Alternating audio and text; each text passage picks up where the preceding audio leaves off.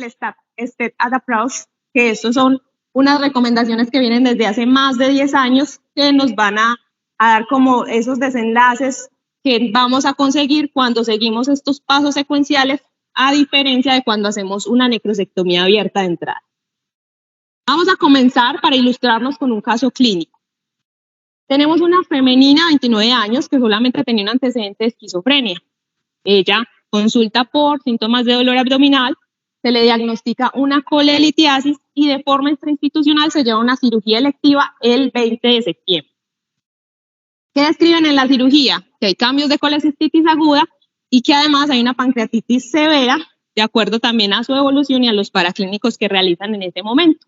La paciente requiere traslado a UCI, allá inicia el manejo antibiótico y múltiples soportes. Inicialmente requirió soporte vasopresor y finalmente, pues cuando se pudo desmontar, quedó con manejo con soporte nutricional. Se le realizó una tomografía en la que se evidenciaban unas colecciones peripancreáticas. ¿Qué hicieron con esto? Decidieron llevarla a un drenaje percutáneo en 2 ocasiones. El último de esos drenajes fue el 7 de octubre. Después de eso, la paciente no estaba evolucionando bien, continuaba con una respuesta inflamatoria considerable, entonces deciden llevar, la realizan el 12, 5 días después de que se realiza ese último drenaje, y en esta se evidencia que persisten las colecciones y la mayor está en contacto con la pared gástrica. Partiendo de eso, ellos deciden remitirla para drenaje transgástrico, entonces ahí es donde ingresa a la institución. Aquí llega el 18 de octubre, la paciente llega estable, no tiene pues soporte vasopresor, tiene dolor controlado, no está vomitando. En los paraclínicos de ingreso tenemos una leucocitosis leve, una PCR que está elevada en 19, una trombocitosis, algo elevados, pues prolongados los tiempos de coagulación, pues el INR, y una ligera acidosis. Se le realizan las imágenes de ingreso. Podemos observar acá que en tórax tenemos un derrame pleural izquierdo de gran cuantía, de aspecto libre, y en el abdomen encontramos cambios. Necrotizante, vemos pues las diferentes densidades que tiene aquí el páncreas. Miren esta imagen acá, miren lo que sería un tejido pancreático más normal. Asociado a esos cambios necróticos, pues tenemos asociadas unas colecciones que también podemos evaluar acá. Tienen aire en su interior y tienen un realce periférico. Está en contacto con la pared posterior gástrica, pero vemos que hay otra que se extiende subhepática en el hipocondrio derecho. Entonces, partiendo de acá, vamos a hacer como una pequeña revisión como para centrarnos un poquito de dónde estamos. Vamos a recordar algo de anatomía, la ubicación del páncreas, que es un órgano retroperitoneal que va a estar detrás del estómago en lo que conocemos como la transcavidad de los epiplones. Por esta configuración que el páncreas está ya encerradito y en el retroperitoneo, muchas veces vamos a ver que en general eso se va a quedar allá encapsulado, o sea, eso, el retroperitoneo nos va a contener y no se va a diseminar como a toda la cavidad peritoneal. Pero pues en otros casos puede resultar, pero recordemos pues como esta bolsa. Y segundo, que el páncreas va a estar en relación con múltiples estructuras. Tiene una relación estrecha con la rodilla duodenal, con la cual comparte irrigación, que la va a recibir de la arteria gastrodenal, que es de la hepática común que viene directamente del tronco celíaco, y de la mesentérica superior. El cuerpo y la cola va a estar irrigado por la arteria esplénica. Entonces vemos pues la rica irrigación que tiene el páncreas, su relación estrecha con el duodeno, con los riñones y con el vaso. Entonces vamos a definir qué es una pancreatitis aguda. Esta es una condición inflamatoria del páncreas que se da de inicio agudo. Ya sabemos todas las causas por las que podemos tener una pancreatitis. En nuestro medio las más comunes van a ser la causa biliar, la causa alcohólica. Ya de ahí en adelante, todo lo que uno revisa siempre, medicamentos, triglicéridos, calcio, etcétera. Pero entonces tenemos una inflamación del páncreas que por toda esa liberación de enzimas inflamatorias nos puede llevar a un síndrome de respuesta inflamatoria sistémica que puede ser muy grave. De estas pancreatitis puede ser edematosa o necrotizante, esto va a depender mucho pues de esa respuesta inflamatoria que va muy de la mano de cada individuo. Y para diagnosticarla vamos a tener 2 de 3 criterios. En principio, el dolor abdominal sospechoso, usualmente es un dolor en epigastrio, en mesogastrio, que se va a radiar a espalda, en cinturón, que va a mejorar con la maniobra mahometana, que es que el paciente se inclina hacia adelante porque esto va a quitar tensión en el retroperitoneo, entonces va a describir con esto algo de mejoría. El segundo criterio son los de laboratorio, tener una amilasa o una lipasa 3 veces por encima del límite superior, esto va a depender pues de cada laboratorio. Y en tercera instancia, tener hallazgos de imagen que sean característicos. Aquí vamos a recordar que, por ejemplo, si tenemos los 2 primeros criterios, no va a ser necesario hacerle imágenes a todo el mundo. Las tomografías en pancreatitis van a estar indicadas si de entrada tenemos duda en el diagnóstico, entonces nos tenemos que valer de una imagen para hacer otros diferenciales, o en esos pacientes que llevan más de 72 horas que están deteriorándose o que vemos que no están mejorando. Ya cuando tenemos hecho ese diagnóstico de pancreatitis, vamos a clasificarla. De acuerdo al Consenso Internacional de Atlanta, que lo tenemos desde el 2012, pues se revalidó, vamos a hablar de una pancreatitis leve cuando no tenemos una falla orgánica, cuando no hay complicaciones locales o sistémicas. En general, el paciente que llega con dolor abdominal, está vomitando, tiene el antecedente biliar o del consumo de licor y que usualmente en menos de una semana el paciente va a estar recuperado, incluso pues en pocos días. Muchos de estos casos ya sabemos que incluso pueden ser esos pacientes que nunca consultan, que se autolimitan en casa. La moderada ya es de esos pacientes que tienen falla orgánica, pero que es una falla orgánica transitoria. En menos de 48 horas ya tenemos resolución de la afectación que se haya dado en el órgano específico. O en aquellos que identificamos si se realizó algún estudio de imagen, alguna complicación local. Finalmente, la grave es aquellos que tienen una falla orgánica persistente, más de 48 horas, y de esto, primero va a ser la clínica, cómo está la función renal, si necesita o no soporte vasopresor, soporte ventilatorio, si está con trombocitopenia, etc. Nos vamos a ayudar de las clasificaciones como el Ranson, el VISA y el Apache 2, que ya sabemos que no son clasificaciones para pancreatitis, son clasificaciones para pronóstico de los pacientes y no mortalidad. Cuando entonces tenemos ya esas pancreatitis, vamos a ver que el grueso de esos episodios de pancreatitis van a ser leves. Aproximadamente el 80% de los episodios van a ser leves, con una mortalidad mínima, porque la mayoría de estos casos se va a autolimitar. Pero en ese porcentaje restante, más o menos 15 a 20%, vamos a tener esas pancreatitis moderadas a severas, especialmente pues las severas de las que vamos a hablar. De esas severas, vamos a ver que la mayoría van a tener está muy relacionado con esa respuesta inflamatoria, que es lo que está poniendo grave a nuestro paciente, y vamos a dividirlas en aquellos que tienen necrosis estériles. No significa que todos los que tienen una pancreatitis necrotizante hay que intervenirlo. Esto va a depender de la clínica que esté teniendo el paciente, de la evolución. Muchas veces esas necrosis uno los vigila, se le da el soporte habitual con los líquidos, con el cuidado en la unidad de cuidados intensivos especiales, todo el soporte nutricional, vigilancia paraclínica, y estos se van a recuperar sin ninguna intervención, teniendo solo una mortalidad del 13%. Pero al otro lado vamos a tener esos pacientes que sí evolucionan muy torpidamente, que se van a infectar, en los que vamos a ver que las mortalidades pueden subir hasta el 35%. En general, los diferentes estudios nos han demostrado que esa tiene 2 picos de mortalidad.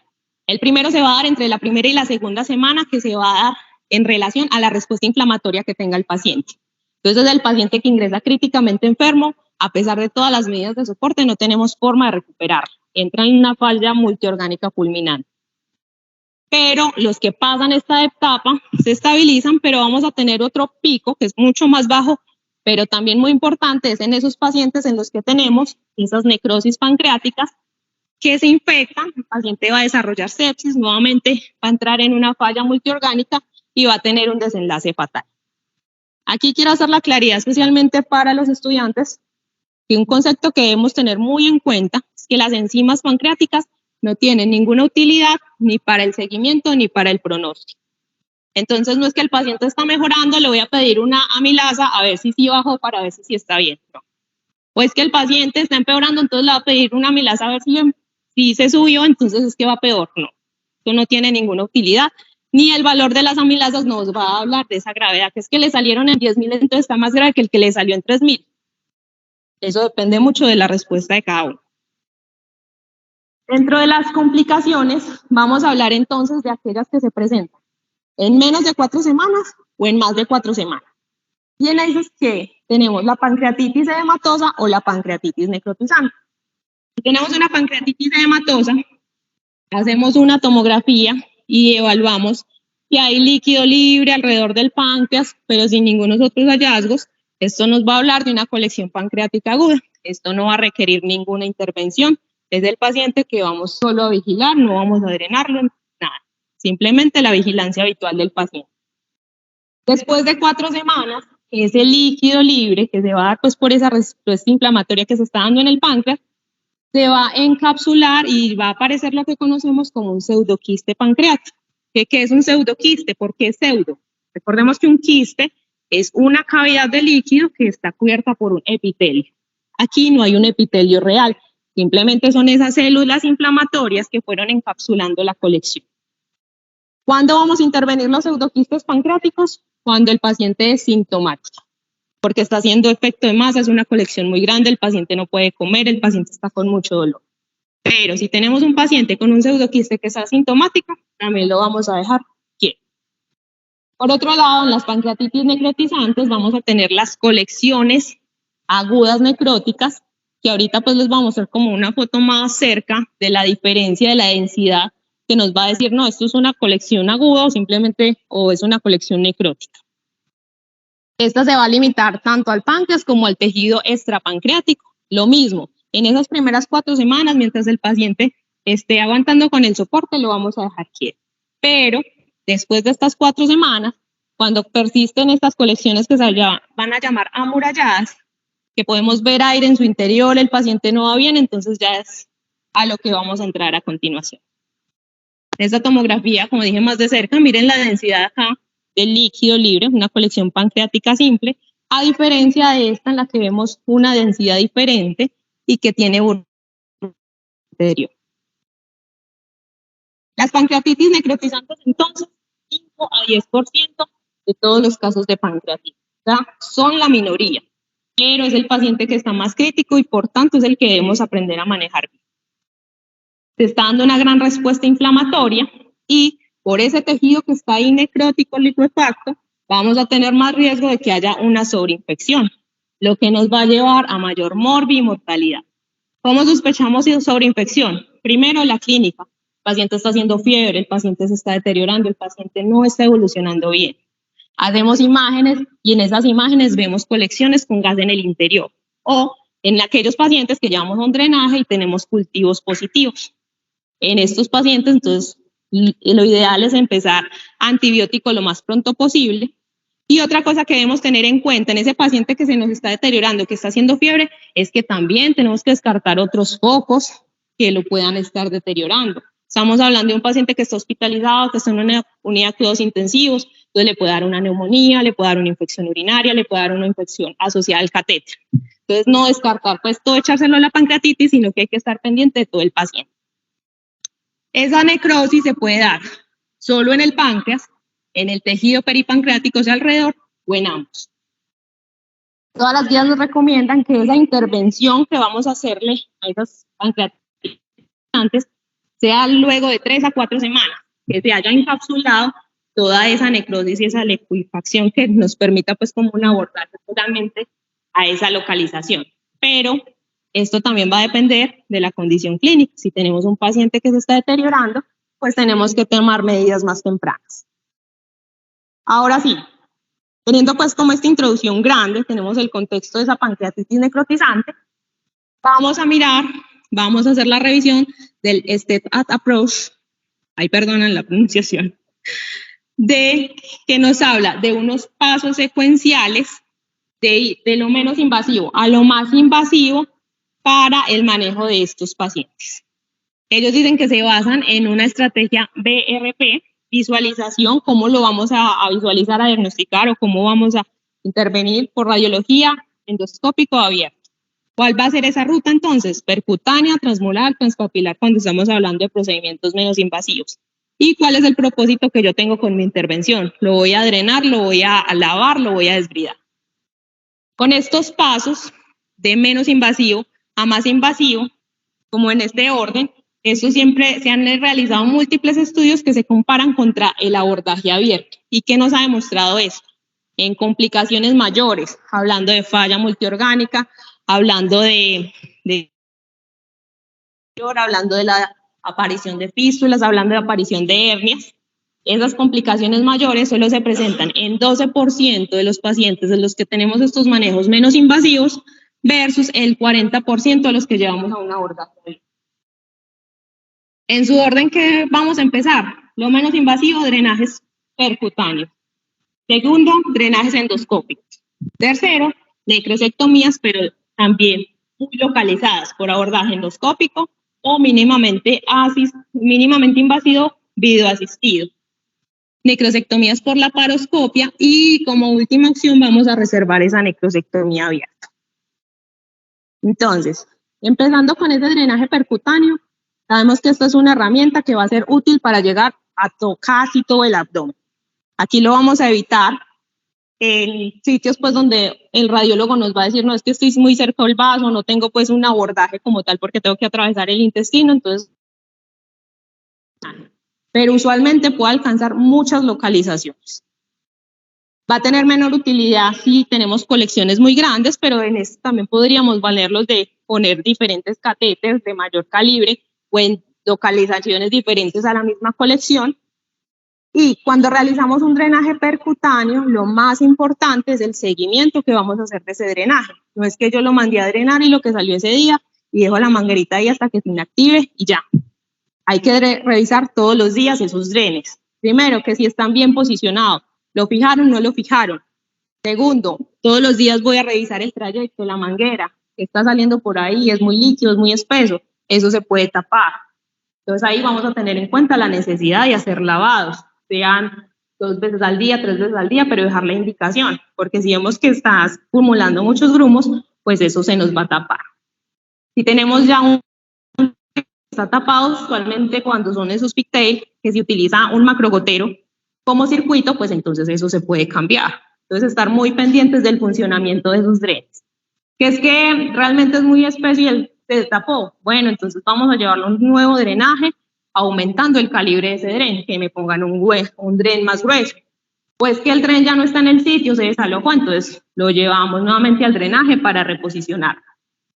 Con todo esto, estando muy pendiente de esos drenes o con drenajes repetidos, se ha demostrado que se da una resolución completa hasta en el 25-60% de los casos. ¿Qué nos está diciendo esto? Que con esta sola estrategia pudimos prevenir una necrosectomía que va a tener peores desenlaces. Además, con estos drenajes vamos a estar obteniendo muestras con las que vamos a tener cultivos y vamos a dirigir la terapia antibiótica. Volviendo a nuestro caso clínico, ya vimos que a la paciente le habían realizado 2 drenajes en la otra institución. Ella aquí estaba a la espera del drenaje transgástrico. Sin embargo, pues se demoró un poquito en vista de que se tuvieran los insumos necesarios para realizar ese procedimiento. ¿Qué se hizo mientras tanto? Sabíamos que había una colección anterior subhepática que muy posiblemente no iba a ser abordada por retrogástrica, que era por donde se pensaba hacer el drenaje. Entonces, ¿qué hacemos con esa otra colección? Le hacemos un drenaje percutáneo. Que tenía un derrame pleural izquierdo, se manda a drenar ese derrame. Se le da antibiótico dirigido a unos cultivos que ya traían, las que se había aislado una Klebsiella pneumoniae y el cuidado diariamente de sus drenes. Pasando ahora, listo, no fue suficiente este drenaje percutáneo. ¿Qué debemos hacer ya? No la vamos a pensar en operar ya, vamos a pensar en otra alternativa, un drenaje endoscópico. Antes, con los estudios de imagen, teníamos una imagen que nos decía, sí, hay una colección. Con un endoscopio estándar, lo que se entraba era que se revisaba el estómago, lo que se alcanzaba a ver el intestino, y en la parte que estaba dándose como esa compresión externa, por ahí se abordaba y se drenaba. Sin embargo, ya con el desarrollo de la ecoendoscopia, que es una imagen mucho más precisa, se volvió el método estándar, porque con esta vamos a poder evaluar de forma directa la colección y si hay algo que esté entre la colección voy a funcionar. Esto tiene una herramienta muy valiosa que es el Doppler, que nos va a permitir evaluar si tenemos vasos cercanos. Con estos drenajes endoscópicos, entonces, podemos hacer un drenaje simple o además implantar sistemas de drenaje, como por ejemplo, poner un catéter doble cola de cerdo. ¿Por qué es doble? Porque se debe ajustar al estómago y se debe ajustar al otro en la colección para que no se desplace.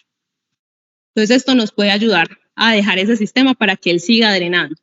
O más aún, los stents metálicos de aposición, que es esta fotico que vemos abajo, que vemos que tienen como un anclaje a los dos lados y esto va a permitir lo mismo, que se mantenga abierto, que se mantenga fijo y va a tener un diámetro mayor que va a permitir como sea que siga drenando la colección hacia el estómago cuando es ese drenaje más o que por aquí mismo vaya a convertirse en la vía de acceso donde se va a realizar ese otro drenaje ya con el endoscopio. A la paciente entonces se le realizó esa endosonografía el 23, o sea, 5 días después de su ingreso.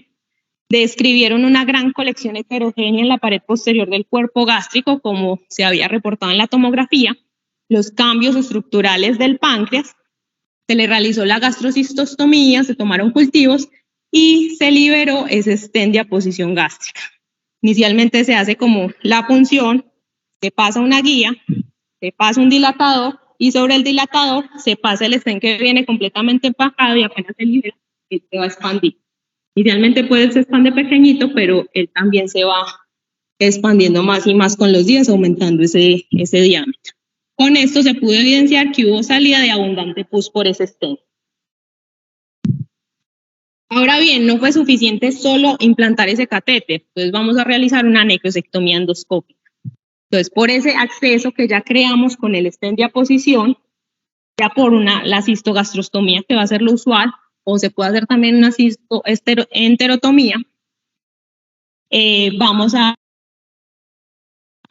se ha dicho que cuando ese acceso se hace en el estómago, el pH ácido del estómago va a hacer que la putrefacción de esa colección va a disminuir el sobrecrecimiento bacteriano y va a mantener permeable ese stent. Entonces también pues esto nos va a ayudar bastante. Entonces tenemos el acceso, vamos a pasar el endoscopio y bajo visión directa vamos a entrar a la cavidad necrótica. Y con los diferentes instrumentos que tienen endoscopia, las asas de polipectomía, las pinzas, van a poder irrigar, se va a dar ese desbridamiento de la colección. Actualmente se van a requerir procedimientos múltiples en los que se va a estar revisando como esa cavidad para ir evidenciando que sí se esté logrando pues como el objetivo deseado. Eso puede ser programado a demanda, dependiendo de lo que vaya evaluando el endoscopista, va a decir sí, no, tráigalo en otros 3 días para un nuevo lavado, no, yo creo que ya está bien, esperemos su evolución. Riesgos, sangrado, perforaciones, como cualquier procedimiento que se haga. Aquí tenemos nuevamente un esquema de cómo se va a hacer ese drenaje transgástrico. Pasamos el endoscopio, aquí va a estar implantado el stent y la cámara va a entrar hasta la cavidad y por ahí pues vamos a pasar también las pinzas para empezar a agarrar como todo ese tejido y no se va a sacar al exterior, sino que simplemente es que pase al estómago para que drene en el tracto gastrointestinal. Esta otra fotico ya la voy a explicar. Entonces, clínico, la paciente se programó para la necrosectomía y tenemos la visión del stent y esta es la vista pues que se da de la cavidad. Vemos cómo se ve toda esa necrosis al interior. Cuando no fue suficiente esto, o pues por alguna razón no tenemos la disponibilidad de los equipos o la experiencia de los gastroenterólogos para realizar este procedimiento, otra de las opciones que podríamos utilizar es la necrosectomía retroperitoneal. En estas nos vamos a ayudar del trayecto percutáneo que deja la aplicación del DREN, la implantación del DREN. Vamos a hacer una incisión ahí pegadito al DREN y se va haciendo una disección, creando la ruta siguiendo ese DREN hasta llegar a la cavidad. Esto también se puede hacer, la idea es hacerlo video asistido, sea con una cámara rígida laparoscopia o con el mismo endoscopio flexible. O sea, ya tenemos la entrada, ya tenemos muchas veces también se implantan como stents metálicos ahí largos para mantener el espacio permeable y se van a meter los instrumentos, pinzas, sean de laparoscopia o Pester, para realizar otra vez ese desbridamiento. Va a permitir hacer lavados, incluso se pueden dejar implementados como sistemas de lavados en marea, en los que se meta líquido y haya al mismo tiempo un sistema de succión para que lo saque. ¿Cuál es la ventaja de esta necrosectomía retroperitoneal? Recordemos la ubicación del páncreas, que está ya contenida en la transcavidad de los epiplones. Vamos a evitar lesiones intestinales y por tanto la posibilidad de filtraciones después. Vamos a evitar la diseminación peritoneal de todo ese material necrótico que estamos debridando. Y la idea es que vamos a hacer seguimiento con imágenes para definir cuándo va a ser necesario realizar nuevos procedimientos. Actualmente esas intervenciones, al igual que las otras, se pueden repetir a demanda dependiendo a los hallazgos y tenemos tasas de éxito hasta en el 64%. Aquí tenemos entonces la imagen, que está el páncreas necrótico con la colección asociada. La idea es que implantaríamos un catéter más o menos por acá hacia la ruta de acceso para posteriormente meter la cámara y meter las pinzas para el desbridamiento. La paciente, en los días posteriores a las necrosectomías, se le programaron varias sesiones. La paciente comenzó a evolucionar bien, los paraclínicos mostraban disminución de los reactantes, la paciente no estaba haciendo fiebre, no estaba taquicárdica. Sin embargo, pues aquí en esta tomografía vemos dónde está implantado, pues está el corte donde vemos el stent. Y en los días siguientes, que sí hubo pues como algo de deterioro nuevamente, en esta nueva tomografía se evidenciaba que todavía había una colección por aquí. Voy a hacer la aclaración acá que como la paciente era psiquiátrica, fue un poquito difícil los drenes porque ella se los arrancaba. Entonces, aquí vemos una colección que no está drenada. Entonces, ¿qué hicimos? No se llevó a operar, se le implantó un nuevo dren.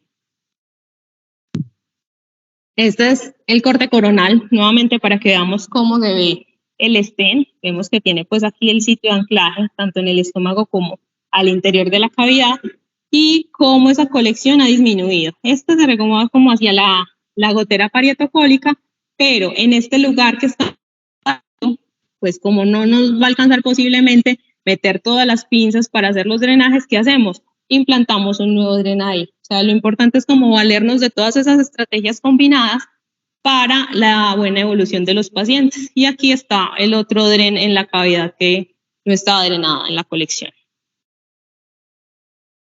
La paciente, después de esto, ella evolucionó bien, se pudo dar de alta, inicialmente se fue con los drenes, pero tuvo un reingreso temprano porque nuevamente se arrancó los drenes, comenzó a hacer fiebre, comenzó nuevamente con dolor.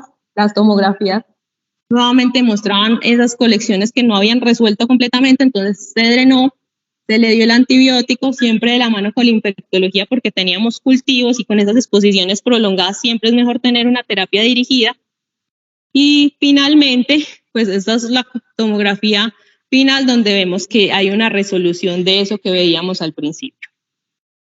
En total, a ella se le realizaron 7 necrosectomías endoscópicas, 3 drenajes percutáneos, se le dio el antibiótico dirigido por infectología, tuvo la buena evolución clínica y paraclínica, se dio de alta el 14 de diciembre, ahora mismo está todavía en seguimiento por consulta externa, pero ya se le retiraron todos los drenes y con todo este manejo no hay secuelas como una diabetes o una insuficiencia pancreática exocrina. Finalmente, la necrosectomía abierta, ya hemos visto que con todos los avances que tenemos disponibles ahorita, ha tenido un cambio dramático en los últimos 20 años, entonces ya no es el manejo de elección. Vemos que el solo hecho de un paciente que esté en una respuesta inflamatoria exagerada por la misma pancreatitis, llevarlo a una cirugía de estos, pues va a aumentar el estrés inflamatorio que va a contribuir a que los desenlaces también sean peores, con tasas de complicaciones hasta el 80%. Entonces el riesgo de que vamos a dejar un abdomen abierto, hay que someterlo a múltiples lavados, va a haber erosiones del intestino, lo vamos a dejar con terapia VAC, que van a formar fístulas enteroatmosféricas, etcétera, etcétera.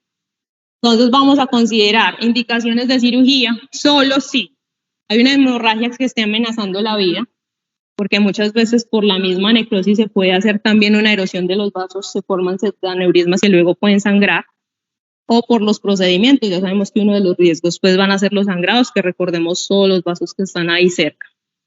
Entonces esas hemorragias que no podemos darle manejo intervencionista, pues tenemos que llevarlos a operar.